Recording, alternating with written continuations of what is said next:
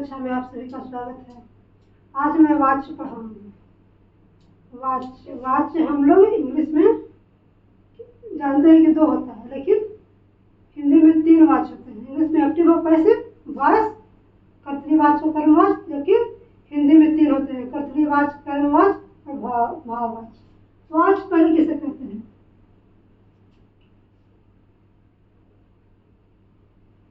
वाच्य का अर्थ है बोलने का विषय।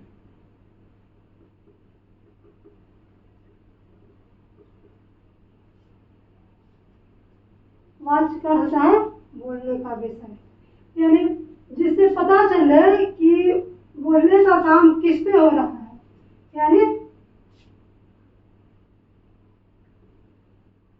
शब्द के जिस रूप से पता चले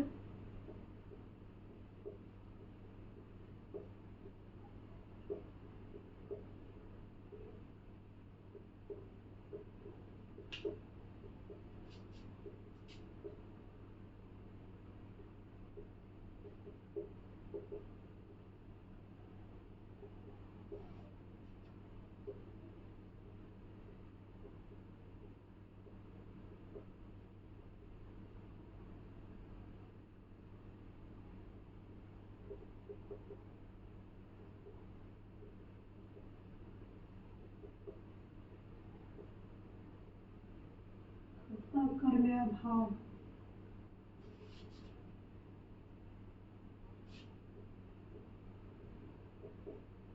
के द्वारा हो रहे हैं।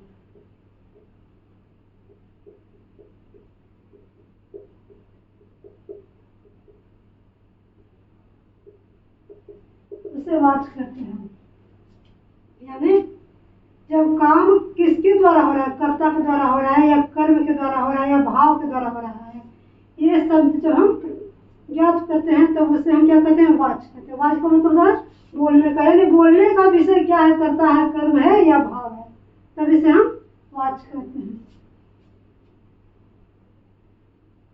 वाच्य 3 तरह के होते हैं, यहाँ पे जैसे लिखिए, वह पढ़ता है, पढ़ने का काम कौन कर रहा है? वह कर्ता कर रहा है, उसके द्वारा हो रहा है। यहाँ पे कर्ता के द्वारा सिद्ध हो रहा है। इस तरह से वह क्या है? वाच्य है। वाच्य मतलब बोलना, बोलने का विषय। अब देखिए 3 तरह के होते हैं वाच्य। पहला कर्तृवाच्य, दूसरा कर्मवाच्य, तीसरा भाववाच्य। कर्तृवाच्य, कर्तृ का मतलब कर्ता, यानी जिस वाक्य में कर्ता की प्रधानता हो उसे हम कर्तृवाच्य कहते हैं। जिस वाक्य में कर्ता की प्रधानता हो उसे हम कर्तृवाच्य कहते हैं। जैसे देखिए, यानी क्रिया का फल जब कर्ता पर पड़े तो उसे भी हम कर्तृवाच्य कहते हैं। इसे लिखिए,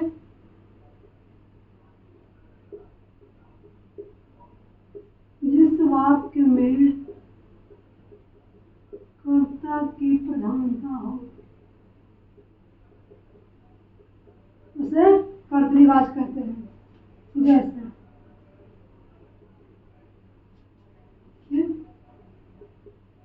राम खाता है ना? खाता है, खाने का काम कौन कर रहा है? क्रिया का फल राम पर ही पड़ रहा है, यानी राम ही इसमें प्रधान है, राम की प्रधानता है, तो उसे हम कर्तृवाच्य कहते हैं। जब क्रिया का फल कर्ता पर पड़े, यानी जिस वाक्य में कर्ता की प्रधानता हो उसे कर्तृवाच्य कहते हैं। कर्मवाच्य, जिस वाक्य में कर्म की प्रधानता हो, कर्म प्रधान हो या कर्म की प्रधानता हो उसे कर्मवाच्य कहते हैं। जैसे राम के द्वारा आम खाया जा रहा है या राम आम खाता है।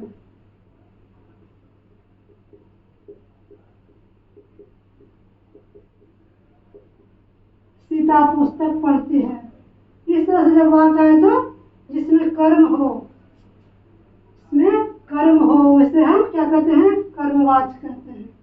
तो भाववाच्य, जिस वाक्य में भाव की प्रधानता हो।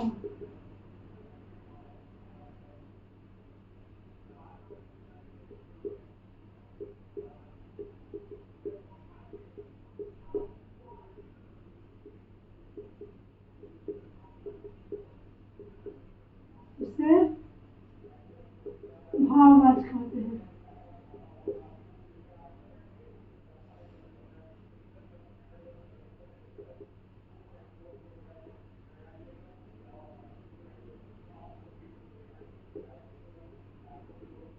जैसे अच्छा देखिएगा, ये समझिएगा। जैसे उससे खाया नहीं जाता, जैसे राम खाता है, राम आम खाता है। और यहाँ पे देखिए, राम से आम खाया नहीं जाता है, खाया नहीं जाता। मुझसे चला नहीं जाता।